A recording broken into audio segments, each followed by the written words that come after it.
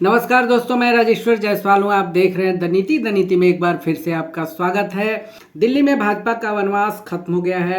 आम आदमी पार्टी जो लगभग 11 साढ़े 11 सालों से जमी हुई थी, तीसरी बार के मुख्यमंत्री थे अरविंद केजरीवाल। उन्हें 22 सीटें मिली हैं 70 में से, और भाजपा को 48 सीटें मिली हैं। कांग्रेस इस बार भी अर्थात तीसरी बार भी शून्य पर रही। जो सबसे महत्वपूर्ण चीज है इस इलेक्शन का, जो इस चुनाव का जो परिणाम है, उससे एक बात साफ हो गई है कि जो नई राजनीति देश में शुरू हुई थी अरविंद केजरीवाल आम आदमी पार्टी के द्वारा, अन्ना को तो नहीं कहा जा सकता क्योंकि अन्ना ने पार्टी बनाने की बात नहीं की थी, लेकिन अरविंद केजरीवाल एंड टीम ने पार्टी बनाई थी और उन लोगों ने बोला था कि हम राजनीति को बदल देंगे। तो उस राजनीति का जो बदलाव था, या एक नई राजनीति जो देश में आई है या आने वाली थी, जिसे हम लोग देख नहीं पाए, उसकी समाप्ति एक तरह से हो गई है, क्योंकि 22 सीटें जो है वो मिली हैं आम आदमी पार्टी को। और अब संभावना ये जताई जा रही है, पॉलिटिकल लोग ये बोल रहे हैं, विपक्ष वाले भी बोल रहे हैं, दूसरे लोग भी बोल रहे हैं, जनमानस का भी ये कहना है, और लोग अंदाजा लगा रहे हैं, आशंका भी व्यक्त कर रहे हैं कि अब भाजपा जो है उसे मसल कर रख देगी, क्योंकि नाक में दम कर दिया था। और जो प्रधानमंत्री मोदी हैं, उनके सबसे बड़े एक तरह से उनके विरोधी अरविंद केजरीवाल माने जाते थे। बिल्कुल बहुत छोटी सी सरकार होती है दिल्ली की, आधी सरकार मान लीजिए, कई बार उसे एमसीडी की सरकार ही बोली जाती है। तो अब भाजपा जो है उसमें कामयाब हो गई है। तो पहली जो है, कौन कौन सी जो भूलें हैं जिसे आम आदमी पार्टी ने कर रखी हैं, आम आदमी पार्टी ने जो गलतियां की हैं, उसमें सबसे बड़ी गलती उसकी ये है कि जो नई राजनीति की व्याख्या वो लोग कर रहे थे, जो परिभाषा दे रहे थे और जो सामने रखने वाले थे, जनता के सामने रखने वाले थे, शुरुआत में कुछ रखा भी था जिसका प्रतिफल बहुत अच्छा आया था। 67 सीटें उन्हें मिली थी। बाद में 2020 के इलेक्शन में भी उन्हें 62 सीटें मिली थी। तो वो धूमिल हो गई है। उन लोगों ने खुद ही धूमिल कर दिया उसको। काफ़ी उन लोगों ने ऐसे काम किए जिससे जनता ने वोट दिया उनको, लेकिन बाद में ये लगने लगा लोगों को कि नहीं, ये हमें बनाया जा रहा है, इस पार्टी के द्वारा मूर्ख बनाया जा रहा है। इसे विपक्ष ने भी एक तरह से दिखा दिया जनता को कि कैसे मूर्ख बनाया जा रहा है आपको। और पहला जो काम किया उन लोगों ने, अरविंद केजरीवाल एंड टीम ने, कि जो नई राजनीति वो किस तरह की होगी, थोड़ा दिन उसका एक ट्रेलर दिखाया था, उसकी झलकियां दिखाई थी, वो खत्म हो गई है। उनकी जो दूसरी गलती रही, शराब नीति है। कोरोना के समय में जिस पर सबसे ज़्यादा भाजपा ने, और इसको खोला दरअसल कांग्रेस ने, ये शराब नीति जो है, और शराब उन्होंने खूब दिल्ली वालों की सेवा की थी कोरोना काल में, एक पर एक फ्री भी दिया था। तो अब लोग जो हैं, जो राजनीति में नैतिकता को जो लोग देखना चाहते हैं, उन्होंने कहा कि भाई आप बच्चों को शराब पिलाएंगे। इसका प्रतिफल बिहार में भी बहुत बुरा हो रहा था, लेकिन नीतीश कुमार ने उसको रोका। वैसे अभी होम डिलीवरी हो रही है और अवेलेबिलिटी जो है, उपलब्धता जो है सभी जगह है, लेकिन इतना तो है कि लोग पी के सड़कों पर डांस नहीं कर रहे हैं। लेकिन कोरोना के टाइम में और उसके बाद भी शराब की जो नीति है, उस पर अरविंद केजरीवाल की सरकार बहुत बदनाम रही, और एक पर एक फ्री दिया था उन्होंने, ये भी सब लोग जानते हैं, और इसकी काफ़ी हंसी उड़ी थी, काफ़ी मजाक हुआ था। यह एक उनके शराब नीति का नतीजा है, और ये गलती उनकी दूसरी है। शीश महल जो है, क्योंकि अरविंद केजरीवाल बोलते थे कि हम जो आम आदमी पार्टी वाले हैं वो बहुत साधारण जीवन जिएंगे, और अपनी जो ज़िंदगी है उसको बहुत साधारण जीवन जिएंगे, और राजनीति में एक नई सूचिता की स्थापना करेंगे। अपने वैगनार कार से चलेंगे, अपने ही घर से आएंगे जाएंगे, छोटा सा ऑफिस होगा। ऐसा नहीं हुआ, और बहुत बड़ा दफ्तर उन्होंने बनवाया। बताया जा रहा है कि करोड़ों रुपए के पर्दे लगे हैं। सही है या गलत हो तो बाद में फैसला होगा उसका, लेकिन ऐसा उन्होंने शुरुआती दौर में नहीं कहा था। कि अगर वो पहले कहते कि नहीं, मुख्यमंत्री को एक ऑफिस, एक आवास होना चाहिए मुख्यमंत्री के लिए, उनके लिए एक दफ्तर होना चाहिए, बड़ा दफ्तर होना चाहिए, क्योंकि दिल्ली का जो मुख्यमंत्री है उसका एक बढ़िया दफ्तर तो होना चाहिए, खूबसूरत होना चाहिए, आधुनिक होना चाहिए, समय के हिसाब से होना चाहिए। तो ऐसा कुछ उन्होंने कहा नहीं था, लेकिन जो आम आदमी पार्टी का चरित्र था शुरुआती दौर में दिखा था, उससे यह कुछ उलट दिखा। तो जनता को लगा कि जैसा हमें बताया गया था वैसा ये कर नहीं रहे। दूसरा, विपक्ष ने भी जनता को ये समझा दिया, या समझाने में खास करके भाजपा ने ये कामयाबी पाई कि नहीं, आपने अर्थात जनता ने जो सोचा था इनके बारे में ये वैसे नहीं है, ये बिल्कुल उलट है। तो ये तीसरी गलती थी उनकी। एमसीडी में भी इनकी जब सरकार बनी तो ये दाएं बाएं ज़्यादा करते थे, काम नहीं करते थे। काम या करते होंगे तो बहाने ज़्यादा बनाते थे कि नहीं हमें एलजी काम नहीं करने दे रहे हैं, हमें भाजपा काम नहीं करने दे रही है, हमें होम मिनिस्ट्री जो है वो काम नहीं करने दे रही है, हमें अदालतों में उलझाया जा रहा है। तो ये शिकायतें लेकर के जनता के पास ज़्यादा जाते थे, काम कम दिखता था या ये दिखा भी नहीं पाए। ये भी बताया गया कि जनता को भाजपा ये बताने में कामयाब रही कि अरविंद केजरीवाल जो हैं वो प्रचार ज़्यादा करते हैं, टेलीविज़न पर उनका प्रचार बहुत आता है, सोशल मीडिया पर बहुत बड़ा प्रचार आता है, उसके बाद बड़े बड़े होर्डिंग्स जो हैं दिल्ली में लगे हुए हैं। तो ये सब भाजपा दिखाने में कामयाब रही। दरअसल प्रचार जितनी भी पार्टियां हैं देश में वो सभी करते हैं। ऐसा नहीं था, ऐसा नहीं है कि मोदी जी का प्रचार नहीं होता, भाजपा अपना प्रचार नहीं करती है, खूब करती है। किसी भी हिस्से में जाइए, गांव के, मोहल्ले के, देश के किसी भी ऑफिस में जाइए, हॉस्पिटल में जाइए, बैंक में जाइए, पेट्रोल पंप पर जाइए, मोदी जी भी सभी जगह प्रचार में दिखते हैं। लेकिन भाजपा ने इस चीज़ को ज़्यादा बताया कि अरविंद केजरीवाल प्रचार कैसे करते हैं और काम कैसा करते हैं, उसके विपरीत करते हैं। ये भाजपा बताने में कामयाब रही। एक बात जो है शिद्दत से आम आदमी पार्टी में देखी जा रही है, या जो तार्किक लोग हैं जो विश्लेषण करते हैं चीज़ों का सामाजिक रूप से, सांस्कृतिक रूप से या राजनीतिक रूप से, वो देख रहे थे शुरू से ही कि आम आदमी पार्टी में जो भी प्रतिभाशाली लोग हैं, ईमानदार लोग हैं, बहुत सारे ऐसे लोग आए थे जब ये प्रचारित किया गया कि हम राजनीति को बदलने आए हैं। तो उसमें देखा गया कि जो प्रतिभाशाली लोग हैं उनको दरकिनार किया जा रहा था। आनंद कुमार, जो प्रोफेसर आनंद कुमार थे, जेएनयू के थे, समाजशास्त्री थे बहुत बड़े, और उनकी छवि देश दुनिया में बहुत ही अच्छी है, उनको दरकिनार कर दिया गया। उसके बाद प्रशांत भूषण, उनको उसमें से हटा दिया गया। जोगेंद्र यादव हटे, कुमार विश्वास जो हैं उनकी विदाई उसमें से हो गई। आशुतोष जो पत्रकार थे उनकी विदाई उसमें से हो गई, कैरियर उन्होंने अपना दांव पर लगा दिया था। धर्मवीरा गांधी जैसे डॉक्टर थे, बहुत बड़े डॉक्टर थे, आम आदमी पार्टी से एक बार चुन कर भी आए थे, उन्होंने खुद पार्टी छोड़ दी और काफ़ी कुछ कहा अरविंद केजरीवाल के बारे में और आम आदमी पार्टी के बारे में। उन्हें झटका लगा था कि नहीं, हम जो सोच के आए थे पार्टी में उस तरह से पार्टी चल नहीं रही है, इसलिए हमने पार्टी छोड़ दिया। काफ़ी सारे ऐसे लोग थे जिनका नाम हम भी नहीं जानते, बहुत लोग नहीं जानते हैं।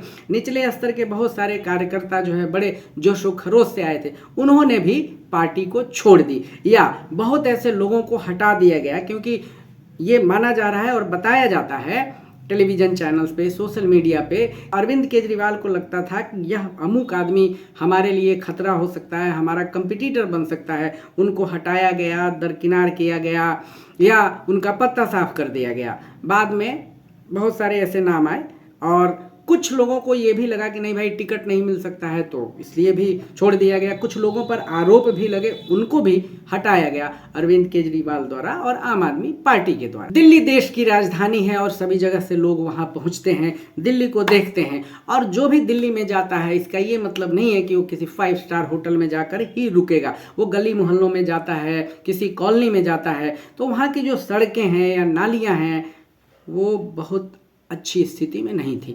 वहाँ की सड़कें मतलब दूर दराज के जो इलाके हैं उससे भी खराब मिलती हैं, अभी भी है। नालियों की स्थिति वही है। बाद में यह भी शिकायत जनता करने लगी कि जो पानी आ रहा है वो ठीक नहीं है, विषैला पानी आ रहा है, या सीवर जो लाइन होती है उससे वो कनेक्ट हो गया है या फूट गया है, टूट फूट हुई है और उसमें पानी जो है वो मिल जा रहा है। तो नाली और सड़कें, इनकी स्थिति भी बहुत बुरी थी। नाली और सड़कों की स्थिति भी बहुत बुरी है। तो इसलिए भी अच्छा, पर्यावरण की दृष्टि से भी देखें तो वहाँ का जो वातावरण है वो प्रदूषण की स्थिति बहुत ज़्यादा रहती है और उस पर अरविंद केजरीवाल कुछ नहीं कर सके। कभी हरियाणा को दोष देते थे, पंजाब को अब दोष दे नहीं सकते थे क्योंकि पंजाब में अब आम आदमी पार्टी की सरकार है, ठीक है। तो वो दोष देने की जो उनकी प्रवृत्ति है वो खत्म नहीं हुई और प्रायः उन्होंने एक फॉर्मूला अपना लिया था कि कुछ भी हो हमें कहीं ना कहीं किसी को दोष देना ही है, लेकिन एडजस्ट जो करना होता है वो एडजस्ट वो नहीं कर पाते थे। इसी तरह इंडिया गठबंधन में भी ये माना गया कि नहीं वो फिट नहीं है, इसके लिए कांग्रेस जहाँ जहाँ वो गए कांग्रेस वहाँ बुरी तरीके से हारी।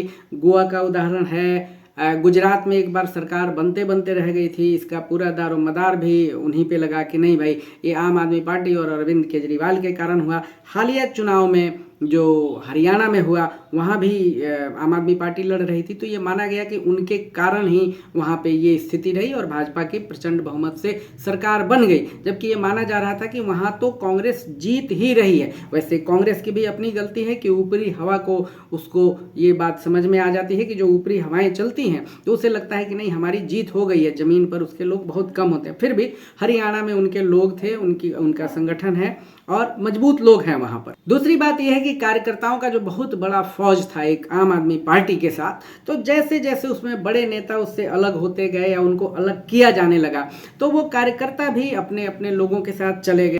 योगेंद्र यादव ने भी अपना एक संगठन बनाया था तो उनके साथ भी काफी लोग गए हैं, कई अच्छे लीडर्स निकले, उसमें से कपिल मिश्रा निकल गए, शाजिया इल्मी निकल गई, बहुत अच्छे अच्छे वक्ता निकल गए, कुमार विश्वास निकल गए, और इन लोगों से जिन कार्यकर्ताओं का जुड़ाव था लाजमी है वो भी निकलेंगे, तो वो भी निकल के चले गए, तो कार्यकर्ताओं की बहुत कमी हो गई।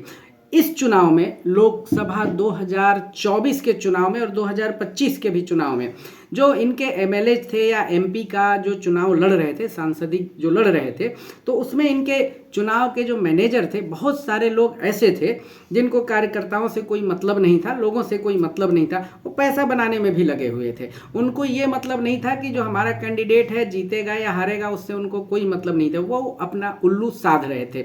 इसलिए भी एक झटका है क्योंकि चुनाव में 10-15 दिनों में बहुत कुछ तय होता है और अंतिम सप्ताह जो है वह तो बहुत ही मायने रखता है, तो इस कारण भी बहुत लोग चुनाव हारे हैं। ये विश्लेषण बाद में आएगा और कई बार जब विश्लेषण होता है तो काफ़ी सारे दूसरे पक्ष के लोग भी इन चीज़ों को बताते हैं। दूसरी बात यह है कि यमुना जो है उसकी सफाई नहीं हुई थी। वैसे गंगा और यमुना की सफाई जो है यहाँ भारत में कई दशकों से होती आ रही है, लेकिन साफ अभी भी नहीं है। या इस तरह अरविंद केजरीवाल ने कोई प्रोजेक्ट नहीं बनाया जो दिल्ली वालों को और देश से बाहर, दिल्ली से बाहर जो रहते हैं उनको दिख सके कि नहीं यमुना साफ हो रही है या इस पे कुछ काम होते भी दिख रहा है। ठीक उसी तरह जैसे एक साबरमती पर गुजरात सरकार ने रिवर फ्रंट बनाया है जो बहुत खूबसूरत है, देखने में अच्छा लगता है। उसके आगे पीछे क्या है ये बहुत कम लोग जानते हैं, जो वहाँ जाएंगे वो जानेंगे, लेकिन वहाँ बड़े बड़े कार्यक्रम होते हैं, बड़े बड़े फेस्टिवल्स होते हैं और खूबसूरत दिखता भी है और एक टूरिस्ट प्लेस भी बन गया है। तो ऐसा यमुना के साथ भी हो सकता था, लेकिन अरविंद केजरीवाल ने समय रहते किया नहीं उसको। लेकिन अरविंद केजरीवाल ने ये सब अपनी गलतियां मानी। रोजगार के ऊपर भी इस 2020 के बाद बहुत सारे काम नहीं हुए, इस पर भी अरविंद केजरीवाल ने अपनी गलतियां मानी हैं। अरविंद केजरीवाल की खासियत अभी ये रही कि वो अपनी गलती मान ली है, मानेंगे नहीं तो जाएंगे कहाँ। ज़्यादा झूठ तो बहुत कम लोग ही बोल पाते हैं, अरविंद केजरीवाल ऐसा नहीं कर पाए। एक बात और है जिसका फायदा भाजपा को मिला, भाजपा ने भी 2500 रुपये की घोषणा कर दी। अरविंद केजरीवाल ने 2100 रुपये की घोषणा की थी महिलाओं के लिए, जो भाजपा ने 2500 रुपये की घोषणा की। और दूसरी घोषणा एक जो है भाजपा ने यह किया कि जो भी मुफ्त की योजनाएं मिल रही हैं दिल्ली सरकार से, आम आदमी पार्टी की सरकार से, उसे अगर भाजपा सरकार में आई तो वो लागू किया जाएगा, उसे बंद नहीं किया जाएगा, वो जारी रहेगा। इसका बहुत बड़ा प्रभाव पड़ा जनता पर, क्योंकि जनता चाहती है कि हम जो मिल रहा है हमें वो मिले, लेकिन अब कुछ नया हो और एक्स्ट्रा हो, और भाजपा ने इसका वायदा कर दिया।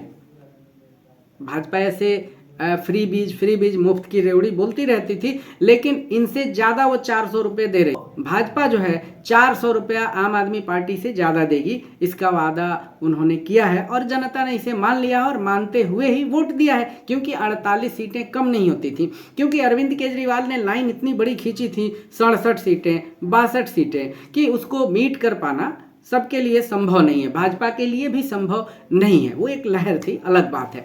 इसलिए अरविंद केजरीवाल जो है और उनकी पार्टी आम आदमी पार्टी इस इलेक्शन में साफ तो नहीं हो गई, लेकिन हाफ से भी कम हो गई। हाफ भी होती तो ठीक रहता, लेकिन फिर भी सम्मानजनक तो है, मतलब मजबूत विपक्ष हो सकता है। लेकिन दुखद इसमें यह है कि जो प्रणेता है आम आदमी पार्टी के, या संयोजक हैं वहीं विधानसभा में नहीं बैठेंगे। अब आगे देखते हैं आम आदमी पार्टी करेगी क्या, उसका होगा क्या, भाजपा उसके साथ क्या करेगी, उसके साथ कैसा सलूक होगा। पंजाब भी उसका एक पक्ष है कि पंजाब की सरकार रहेगी या उसका भी राम नाम सत्य किया जाएगा, कुछ भी हो सकता है। दोस्तों, आपको हमारा अगर ये वीडियो ठीक लगा हो तो इसको लाइक करें, शेयर करें, सब्सक्राइब करें और कमेंट करें। धन्यवाद।